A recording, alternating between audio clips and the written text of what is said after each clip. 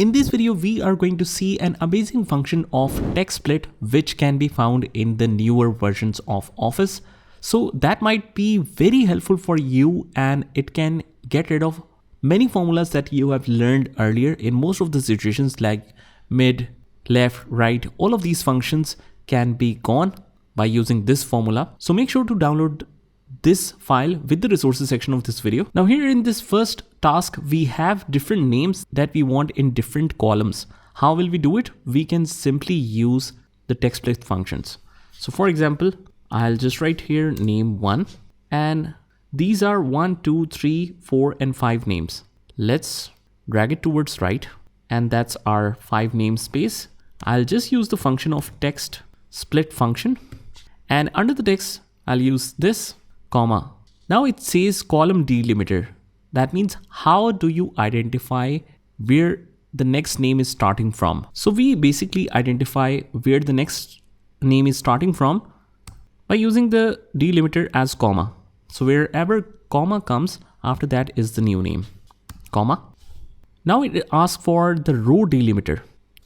But here, even if we skip this part and we just select this formula in our example, hit enter, and you will see that not only it has obtained the results for one column, it has placed it or spilled the formula out in the rest of the columns as well.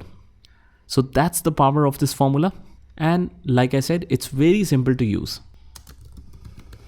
Let's go to the next task, which is task number 2. Here we have different departments that we want to split, but we want to split not in columns, but in rows. How will we do it? Let's write departments here. And if you want to format it in the same sequence, what we can do is just use the format painter and paste it right here. I'll use the function TEXTSPLIT. Under the text, I'll select this. Column delimiter is again comma style, comma row delimiter. But here's the catch. This is not a column delimiter anymore.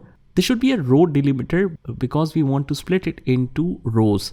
So we can ignore this column delimiter just by pressing a comma again. We have to remove this. First of all, just select the text. Under the column delimiter, we'll just press a comma again. And the row delimiter is inverted commas, comma, inverted commas close, and that's pretty much it. Hit enter, and you should be able to see all of these departments arranged in the rows. Now let's move to our next example on sheet number 3, where we have the data of different computer accessories like mouse, keyboard, printer, and laptop. And we want the data to be arranged both in rows and columns. In the rows, we should see all the products, and in the other column, we should see all the prices. And we have this data like this, maybe because we have downloaded it from a software or we have extracted it from internet. Here's how you can solve and split it into both rows and columns. So TEXTSPLIT is the function. We will choose this as a text. Column delimiter, what do you want to separate as a column? So after the products, the prices should appear in the separate column. So every price is separated by equals to sign. Let's choose a delimiter of equals to sign here. In the row delimiters, what we want to do is put all the products in the rows. So after every product, if you want to split the next one in the next row, we can use the row delimiter as a comma sign, hit enter, and you should be able to see all the products like this, like mouse, keyboard, printer, laptop. All of these prices are mentioned. Now let's move on to the next example of task 4, where we want this text of courses, different courses that we are offering, into the separate columns. We've already seen this example in the first, where we have separated all the names, but let's do the same but with different conditions afterwards. First of all, we want to split this. It's very simple. Just select the text. The delimiter between each course is the comma sign, hit enter, and you should be able to separate this all into separate columns, and it's showing perfectly. Just double click to send it down or drag it manually, and you will see the results for all. Now, what do we do if we want to, let's say, arrange it in the alphabetical order within the rows? So even if it is in the rows, we want it to be arranged in alphabetical sequence within this row. It's a very simple formula, but we will use a combination here.